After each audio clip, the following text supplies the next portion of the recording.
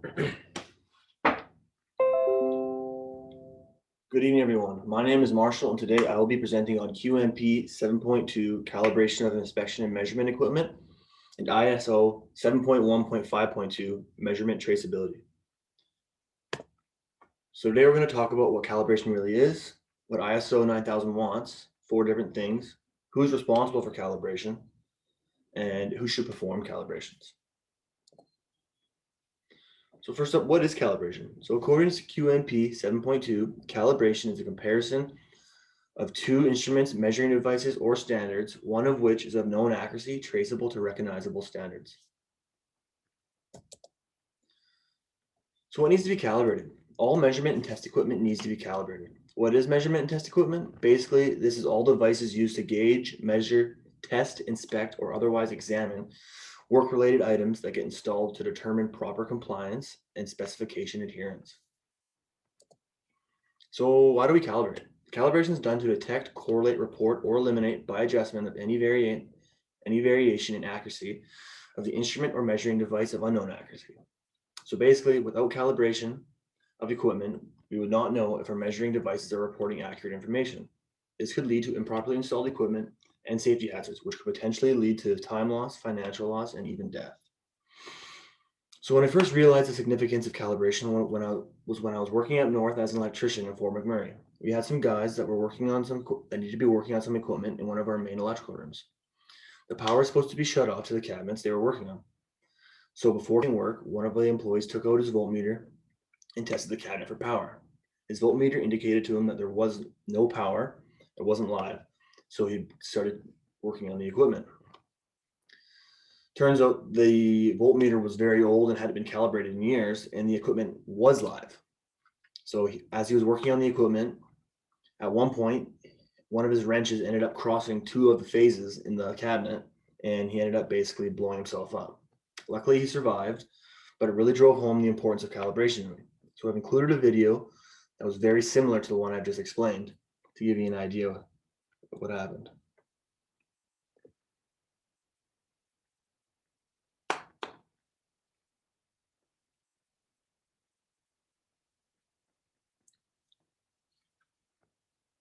So pretty scary stuff.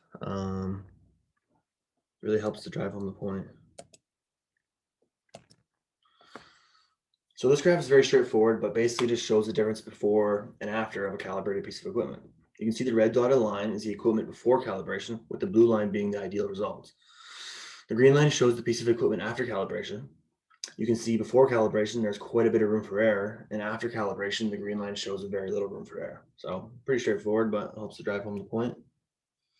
So moving on, what does ISO want? When measurement traceability is a requirement or is considered by the organization to be an essential part of providing confidence in the validity of measurement results, measuring equipment shall be first calibrated or verified or both at specified intervals prior to use against measurement standards traceable to international or national measurement standards. But when there's no such standards exist, the basis used for calibration or verification shall be retained as documented information.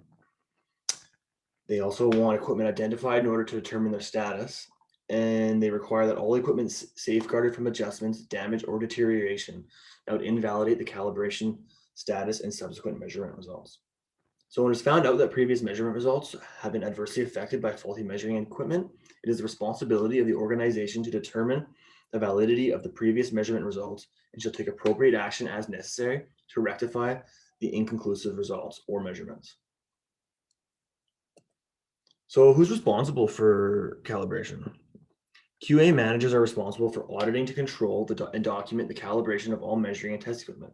Contractors and subcontractors, superintendents, and QC representatives are responsible for using only calibrated measuring and test equipment. And all contractors supplying subcontractors, representatives using inspection and measuring equipment are responsible for verifying that equipment is maintained and in good working order and is calibrated.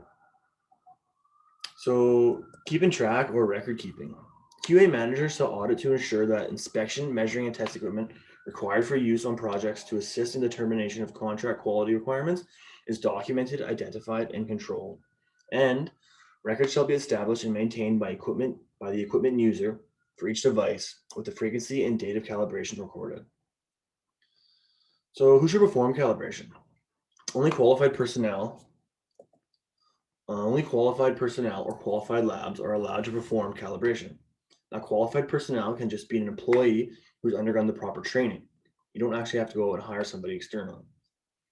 So in conclusion, calibration can save you money, save you time and costly repairs, but most importantly, it'll save lives. If you guys have any questions, please ask away. Thank you.